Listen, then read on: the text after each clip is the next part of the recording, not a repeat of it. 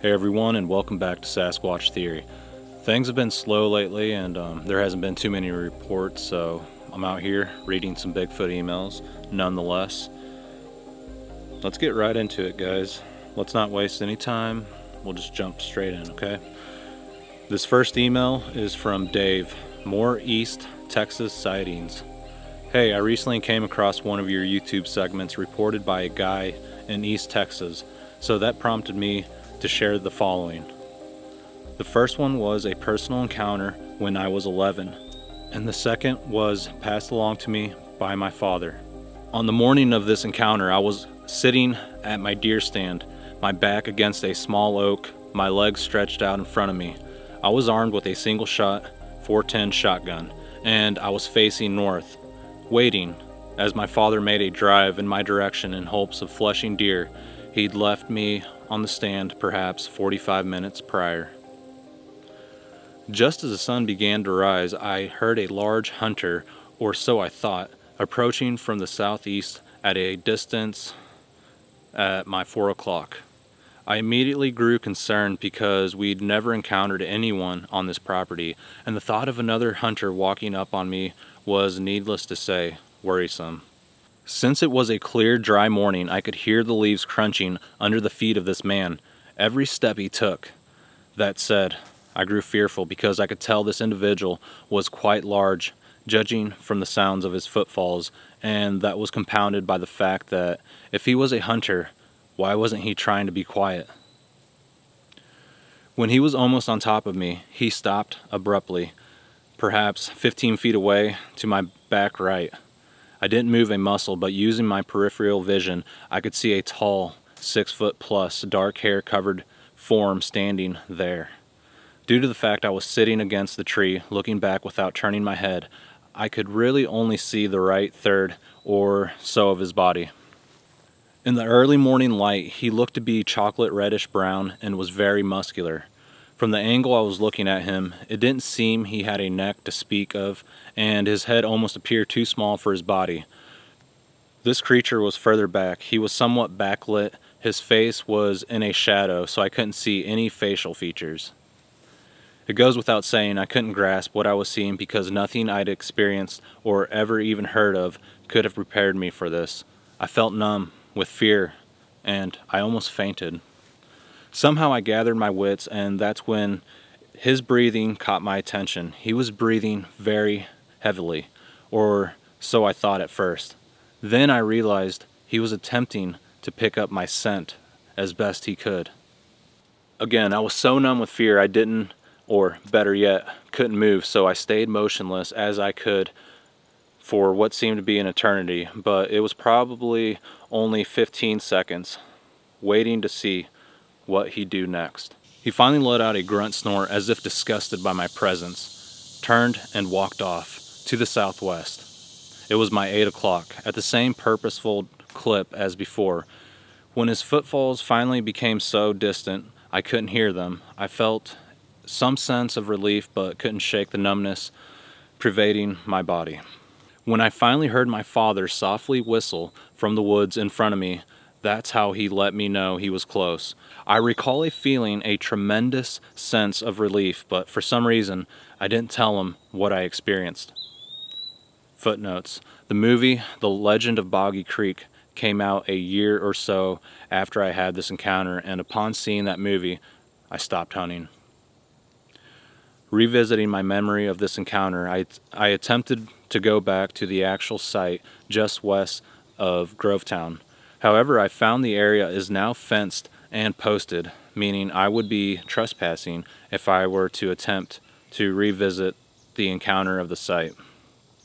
Given my father is 6 feet tall, having seen him standing above me many times as I sat on the ground at this stand, it's with a great deal of confidence that I can say the creature was over 6 feet tall. The creature had to have been 250 pounds, very muscular. I'm not trying to be rude, just be simple with what you're writing, but yeah, I'll try to get into it. Employing 20/20 hindsight, I think I was more or less in shock following this encounter.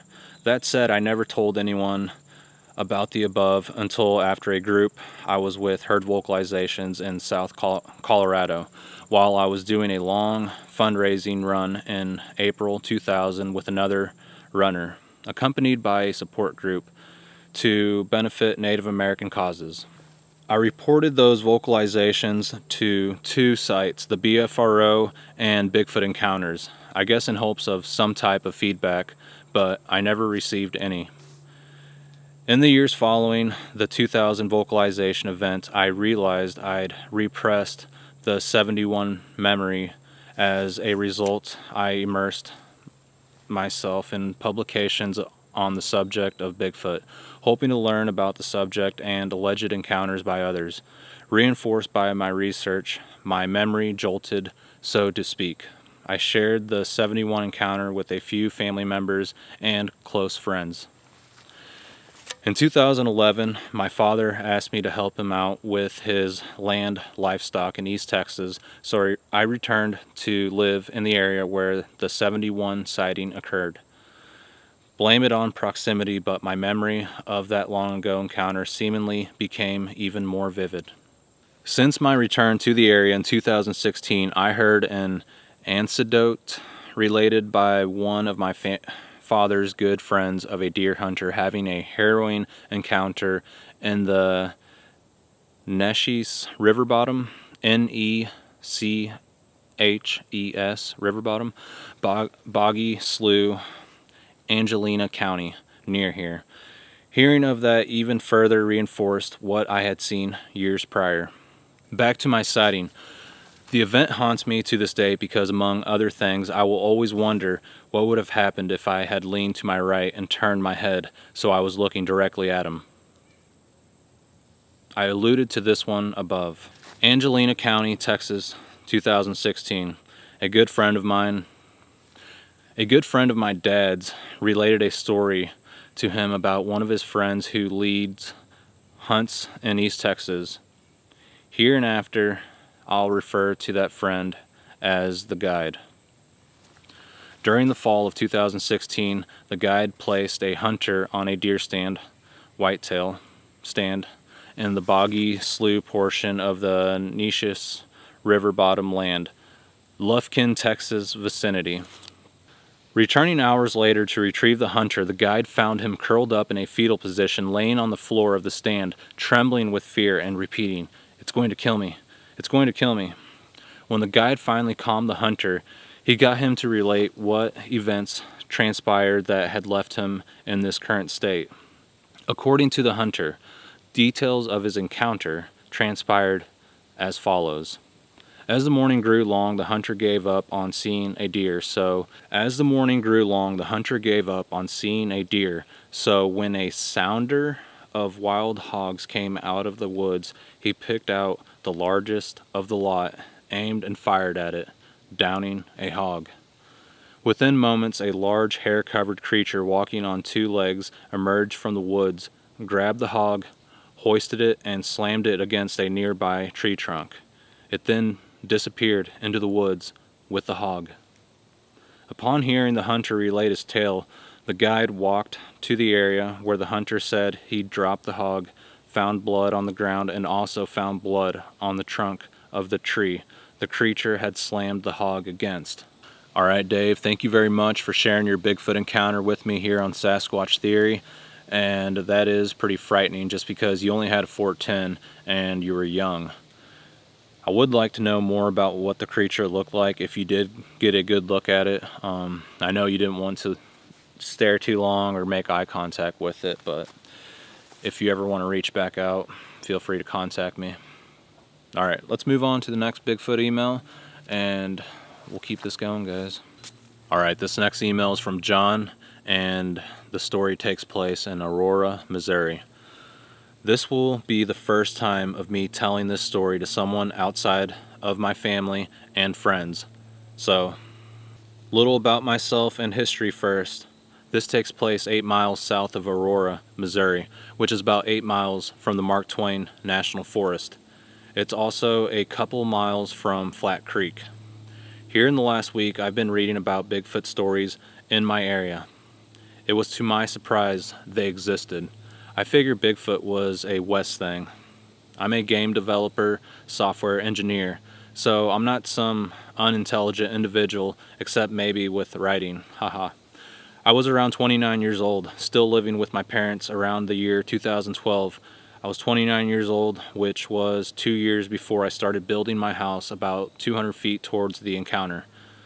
As I live in my house as of today, I have 300 solar lights all around my yard, some for perimeter, others for security motion, which has all to do with the memory of this encounter. And now watching all these videos on YouTube, I also have around 40 high-resolution cameras that run on a giant 5G network on 37 acres of land that my parents, brother, aunt, my dad's machine shop, and I now live on. I actually started putting up cameras while my house was being built. It took 7 years to build it with cash. I put them up for security reasons, but then later on, more for trying to catch something abnormal on camera. I was in my parents' house and my mom comes in and gets me. She says, I gotta come outside and hear this noise in the woods. So I walk out there, step out about 30 feet past the house on the edge of the woods. We can hear all this whooping, yelling, all kinds of noises. It sounded very human, but yet it sounded animal as well. Pretty much a lot like most of your stories on your YouTube. It sounded like there could have been a couple of them. If I remember correctly, I think there also were some dogs barking with it. Keep in mind, I've lived out here my entire life. I've heard every animal you can think of that lives in our area. As I'm standing there listening, I started noticing the sky. There was a heat lightning effect going on in the sky that night, as well as thunder noise, no clouds in the sky. I've heard the sky have thunder in it before, with no clouds though. I actually have another story on that. Anyways, I didn't think of anything of it at first while listening to this weird vocal in the woods. Then while looking up between two trees, every time the lightning would flash, you could see the shape in the sky. You could see this shape in the sky. The best way to describe this is the Predator's movie. The Predator movies. The best way to describe this is the Predator movies. As crazy as it must sound, but I have heard other stories that have witnessed cloaked stuff in the woods before. So every time it would lightning, you could make out a huge shape hovering above the tree lines, probably the size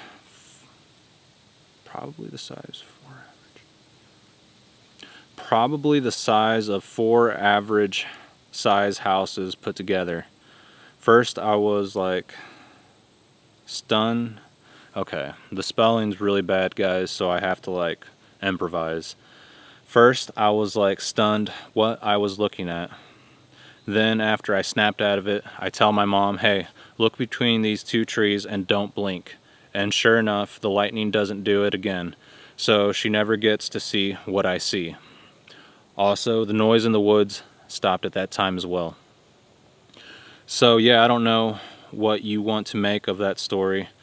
It's because of this encounter that I always thought 4 years Bigfoot was alien in origin. Here in the last week, after listening to tons of Bigfoot stories, it's making me think it's not alien in origin, or these people are lying. The ones that seem like they are a real living species on this planet. Here are some examples. There are no bones of these creatures, which makes sense because they never stay here. They come and go in ships. cloak ships. Hell, they may even be able to cloak themselves, according to some stories I heard. I mean, yeah, that's true. I've heard that too, and I've had some weird experiences. My brother has a story where he saw something cloaked run up a tree that was huge. Not much of the story. That's pretty much it. When people see Bigfoot with a deer on their backs, maybe the Bigfoot picked it up from roadkill and was going to do some research on it. Could be possible. That's a good theory. Also, reports of people shooting Bigfoot with guns and it doesn't faze them. Maybe they got some technically barrier around them. Maybe they got some technically barrier around them. Maybe they have a technical barrier around them. Also, a reason why they are secluded in national forests where people don't go often. Best place to research on a planet. Why are most encounters at nighttime? Because once again, less people. They probably can see super good at night using their technology, which is why they can easily avoid the infrared on cameras. These things seem to be able to pop in and out of existence, which is why all those theories about dimensions. Okay, I'm gonna have to stop there just because the spelling's not put together very well, and yeah, if you don't take the time to write it up correctly, I can't go in and change your story.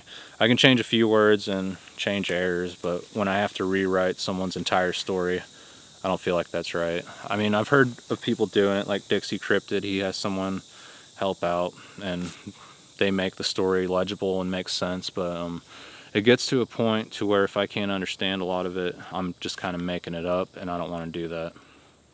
I mean, it'd make for a great story, but if I get it wrong, I'm just making things up. So no worries, and I got what you're talking about. So I appreciate you for sharing your story here on Sasquatch Theory. And man, it's just a beautiful day out here. Like, the weather's been in the 70s and today's in the 80s, but it's still fairly nice compared to what it's been. It's been brutal, guys, but things have been quiet around here. Everyone that I've talked to in the past, things have been pretty quiet, so I'm really focusing on engaging with people on the YouTube channel in the comments, and hopefully I can find some more stories and do some more podcasts, just because the video interviews is not working out. The only way I think that'll work out is by traveling all around the US and Canada, but it's just really hard to do by myself. But I'd like to do that, and I have a few people that I've contacted before, told their story on the channel, and they've invited me up, but that may have been a one-time offer, but you never know. I have them on my phone, so I'll have to hit up some people and see if they want to meet up in the future, and I'll have to see if it's worth it. I'll have to do like a trip to Colorado, go into the Rockies, and meet up with one of my guests and just kind of see what's going on. But yeah, let's move on to the next Bigfoot email, guys. Alright, let's get into the next email, and this one is from Rudy. Hey Rudy, what's going on, man? Miguel, first off, I enjoy your podcast and show. My name is Rudy. I think I had a possible night encounter. I say possible because I'm not sure what it was. So, 1988, I went camping to Yosemite. We stayed at the lake near North Face. I was 18 at the time. One night, my two cousins and me went to the water's edge at night with our mag lights and wrist rock slingshots. We were scanning the bank on the other side of the lake, which was maybe 100 to 200 yards away. We saw something drinking water. We saw two red eyes. Being teenage boys and being the oldest, I decided to shoot rocks at whatever was drinking water. I'm not sure if we hit it or even came close, but after what seemed like a minute, this animal stood up. At first, we say the red eyes are close together and facing forward. To our surprise, we saw the eyes raising up from far away. We followed the eyes and they went up. My cousin yelled, "Bigfoot," when the eyes stopped at what seemed to be around 10 or 12 feet. We ran back to camp scared. Not only were the eyes still red, but they seemed to be more far apart. To be honest, I was scared. I'm not saying it was a squatch, but this thing stood up. The eyes loomed like they were on an elevator. Yes, that was my description when I talk about the yellow eyes that were out here, they rose up like an elevator. It was freaky. It scares me just thinking about it. I grew up watching Bigfoot movies and monster movies, so I'm not sure what it was. I have looked up sightings in Yosemite, and there has been a few. Well, any opinion, or what do you think? Yeah, I definitely think that was Sasquatch, because when I saw the group of yellow eyes out here and one of them rose up like an elevator, I saw this white Sasquatch walk across the clearing getting ready to join that group. Oh man, that's what I think it was. I don't remember much of what happened after I just remembered the red eyes and how tall they were. My son and I love watching your show and others. Rudy from Fullerton, California. Thank you. Thank you, Rudy. And I really appreciate you taking the time to write up your email, and it was a pleasure reading your encounter. And yeah, I already told you what I thought. It's definitely Bigfoot. You encountered a Sasquatch, but I'm not completely sure because I don't know what the red eyes are yet. The Sasquatch that I seen out here, they had yellow eyes, and they didn't glow on their own. They only shined whenever I hit them with the spotlight.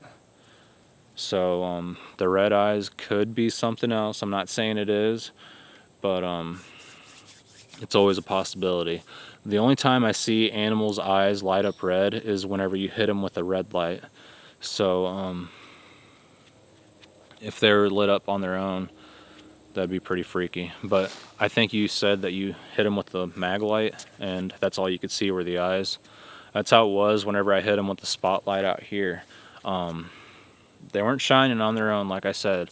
I heard the noise, like it sounded like a bunch of animals, and I thought, oh man, there's a bunch of deer out there. It's probably bucks chasing during the rut. So I shined the flashlight out there, and all I saw were these yellow eyes, and they were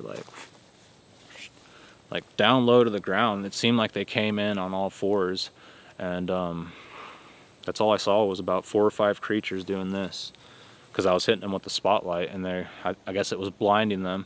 But I was thinking, yeah, those are deer. And these are my exact thoughts. If that was a Sasquatch, the eyes would be way higher off the ground. And as soon as I thought that in my mind, one of the sets of eyes just goes up like an elevator to about 9-10 feet. And I've never seen a Sasquatch that tall. I couldn't see them, I could just see their eyes, but then I hear from the opposite direction. So I take the spotlight and shine it this way now in a clearing, because there's like a gap in the woods between these cedar trees, and I can hear the sound getting closer and closer, and then all of a sudden I see this white Sasquatch just walk across that clearing. And he never looked at me. He was just looking in the direction of the group of Sasquatch that I was already shining with the spotlight. But he didn't blink or anything when I hit him with the spotlight. And yeah, he didn't look at me. He just kept walking forward like he was going to join that group. But that's a long story, or a longer story, and I'll fill everybody in on what happened that day. I've told it a little bit on the membership channel, and I've talked about it on podcasts here and there, and when people share their story. But I promise you guys, I will break down all my Bigfoot encounters and tell them all the way they happened to the best of my memory. I'm not really good with dates, and yeah, a lot of it I'm just going to be guessing on the dates and the months and the time. So, but I remember the encounters vividly. They're definitely etched in my brain. But yeah, thank you so much, Rudy. And we got Dave from East Texas. Thank you guys so much for sharing your encounters, and nothing against the bad spelling. I just skimmed over it before I came out here, and it seemed pretty good. So I was like, oh, okay, I don't need to correct this. And Word wasn't showing very many errors, so by the time I got out here, it's like, all right, I'm not going to be able to finish this. So don't think that I'm trying to be a dirtbag to you. I just want I want the next person to take the time to write their story and double check it. Okay, so I'm trying to make a trend here. I'm not trying to down anyone or put them down, because when I text people, I misspell things all the time. Heck, I'm even missing words. So I understand, and I'm sorry if I came off as rude. It's just when you're trying to read something, you got a camera in front of you, it like puts you on the spot, and it's difficult when you know you're not going to be able to finish something on time because you don't know how to read right. So it's a combination of myself and you guys, but I apologize. And Dave did do a great job at writing that. There was just missing words, letters, periods, you know, punctuation, but it's no big deal. I'm over it, and I appreciate it more than you guys know, so thank you. Yeah, the one thing that bothers me the most about these Sasquatch encounters I've had is the more I go out there and look for them, it's like the less I find. It's like, where'd they go? And it's mentally challenging because you know they're out there somewhere, they have large territory, or you know, maybe they go off on some UFO ship or other dimension, but like, where are they? When are they going to come back? And what are the secrets to their origins? That kind of stuff bothers me, because when you put the work in and go out there looking for them and don't find very much, I mean, it makes sense like why other people, the rest of the population, isn't seeing them. It does confirm that, okay, this is why people don't see them, because you don't find very much. But at the same time, when you're looking in these areas where you know they've been, it's just mind-boggling, wondering where the heck are they? When are they going to come back? So yeah, that bothers me, because I seen something that shouldn't exist. And it helps going out there, talking to people, looking around, but after a while, it's like when you hit dead ends, you're getting less and less encounters, you're finding less stuff, it's like, oh crap. It's definitely an enigma. But yeah, let's move on to the next Bigfoot email. That's all we can do, guys. This story was submitted in by Daryl, and he's a Missouri guy. First off, thank you so much for everything you do. I thank you. David, Nance at Buckeye Bigfoot, and Steve at How to Hunt. It's because of all of you that I'm able to keep doing what I love. I know I've emailed you too many times, but this time I had to tell you about the week I've had. My name is Daryl, pronounced, I'm not going to say your last name, and I live in Ozark, Missouri. I really don't give a shit if you use my name or location. There is a sidewalk that goes from the Finley River Bridge to the OC Gym. My wife and I walk it as often as possible. Last Monday night, we were walking down that long-ass sidewalk, and I heard a tree knock. I said, in my mind, it's okay. I'm not here to harm you. I heard it, my wife didn't. 2 nights later, we were walking it again, and this time we both heard it, the tree knock. Again, I said, it's okay, we're not here to bother you. Then we heard whoops, several of them, and we laughed. We tried to imitate it. Today, I was walking it by myself. All of a sudden, I felt deep terror. I said, wait a minute, I want a selfie with you. Then I said, you're not watching over the brush, so which tree are you behind? The terror left me as fast as it came. Steve, y'all have helped me know, for the most part, we don't have to fear them. Tomorrow, I'll look for an orb. I really don't just want pictures, I want DNA sample and to record their sounds. I know they could tear me apart, so I'm not going to give them any reason. I have a better relationship with our Father in heaven than anyone I know. It's that relationship that keeps me safe. I'm 57 years old, I've had 2 heart attacks and 5 strokes. If that can't cripple me, I'm not worried about Sabe. It's pretty cool that I'm kind of developing a relationship with them. Steve, if I'm ever able to make it up there where you are, I'd like to buy you a beer. That'd be cool. You should bring me along. I'd love to meet Steve too. If you're only as old as your heart, I'm still a pretty young man. There was another time when I was around 12 years old. I was hunting bullfrogs near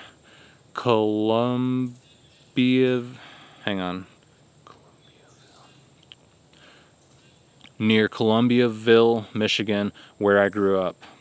I was in the swamp near our house having a pretty good time hunting them. I love frog legs.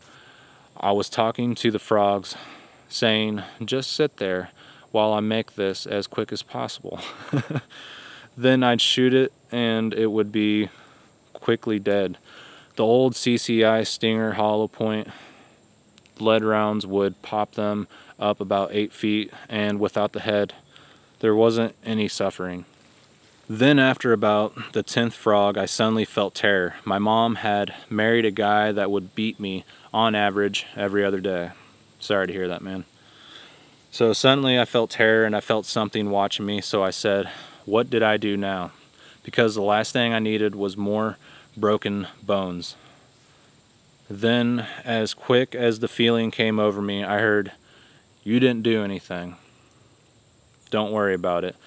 So I had enough to eat, and I walked up the hill to the house, and after battering them 3 times, I deep fried them. They were excellent. I believe this is long enough. Update 7/8/2021. I walked to the store, I took my binoculars, and after I left the store I took a different way back. The sidewalk followed the Finley River, and when I got to where I had met the Bigfoot mentally, I set my groceries down and I was looking through the binoculars, and there he was. I had to laugh because as huge as he was trying to hide. He was 3 to 4 feet wide, hiding behind an 8-inch tree. I laughed and walked home. Alright, thank you very much, Daryl, for sharing your experiences, your encounters. Yeah, it seems like people with disabilities or people going through things encounter the Sasquatch, and it's not always like that. Obviously not everybody who gets hurt is going to see a Bigfoot, but it does seem to be something spiritual, or they're tuned in to sick creatures, sick beings, and as predators, that's how they hunt for food. So maybe I don't know, our pain attracts the Sasquatch, and I've often thought about that and wondered about it myself. But yeah, since you're from Missouri, if you're still around kicking it, you should get in contact with me, and I would love to hear your encounter. I'm sorry to hear about your past and how you would be abused by your mom's boyfriend. I know if I was there, we'd definitely go take care of business and put an end to that. But yeah, I appreciate you taking the time to write up that story, and I imagine you've had more things take place in your life, but that's what you found significant enough to write in to me at Sasquatch Theory. And I often assume that people have more than just a Sasquatch encounter, like a history of paranormal activity. Perhaps people have seen an alien, UFOs, and they've had a Bigfoot encounter. If that is you, don't be afraid to talk, okay? If you've had like a multitude, if that is you, don't be afraid to talk. If you've had a multitude of encounters and experiences ranging from paranormal, cryptids, UFOs, do not be afraid to talk, because you are not alone. I've had many experiences, and so many that I just don't talk about them because it's just too many. You know, I even think that myself, like, okay, one maybe, but like when a person has like 10 plus experiences, you know, people aren't going to believe you. But I'm trying to open up that doorway for people, because I know if I've had many experiences, there's other people out there too that have constant experiences throughout the stages of their life. So I'm asking you guys, contact me with some weird alien Bigfoot stories, some ghost stories, and I'll be glad to tell them. As long as you've had them all. You have to have Bigfoot or some type of cryptid encounter along with ghosts and UFOs. So it could be any of the two leaning each way. But I have to keep the channel oriented around Sasquatch, or else I'm going to lose some followers. But just because if someone wanted to follow a ghost channel, that's what they do. But I think it might go hand in hand. The portals or whatever, other dimensions, might be the explanation on why there is paranormal ghost activity, UFOs, and Bigfoot. So don't discount it, people. Don't roll your eyes. And I know a lot of people think Sasquatch is an undiscovered creature living out in the woods, which that is true, but how many countless stories have we heard of Bigfoot? And how many tracks have we seen, short videos, strange pictures? They're discovered, okay? But we haven't discovered what they are as far as their origins, how far they go back, and their abilities, what they're able to do. From my experience, the supernatural things they do lines up with what the Bible talks about as far as the Nephilim. And I know a lot of people question the Bible, which that's fine, because there's a lot of stuff that's being hidden from us as far as archaeological finds. So it's okay to question the Bible, because there's a lot of stuff that's been taken out or not put in, if that makes sense. But as far as the context itself, I think it's a DNA, blueprints for each human individual to live a better life. So you can't deny that. You can't deny that typically families who are raised with beliefs have better standards. But obviously people think differently, so I'm not going to get into that. I'm just saying, okay? Bigfoot's proof that there were giants, there were other races of humans and non-human species on this planet. So that's all I'm saying. I think we can all agree that we're not being told what we should be, and we're all being kept in the dark, and there's something sinister going on, something huge that they're not telling us. And it's not just one thing, UFO, aliens, there's a bunch of things. And it would be too long of a list for them to tell us in our lifetime. So we'll see what happens and what transcribes here in the future. But yeah, thank you everyone for watching Sasquatch Theory. And if you have a Bigfoot encounter, please contact me at sasquatchtheory@outlook.com. I would love to hear your story. If you don't have email, you can get a hold of me on Facebook, Instagram. I now have a TikTok. I have an X account. I think that's Twitter. They got rid of the old Twitter and got an X. Isn't it weird that Elon Musk uses the X on everything? SpaceX, Twitter X. The Sasquatch used the X symbol, so there might be some connection there, just because the orbs, the energy stuff that they do, people claim that they cloak. But anyways, we know how they like to hide things right in our face with symbolism and stuff like that. But anyways, yeah, thank you guys for watching the channel. I appreciate everyone for watching, and I most appreciate the people who submitted their stories into Sasquatch Theory, and it was a pleasure reading them. I wish I would have double-checked them, so everything would have flowed better. But yeah, thank you guys for watching, and take care until the next one.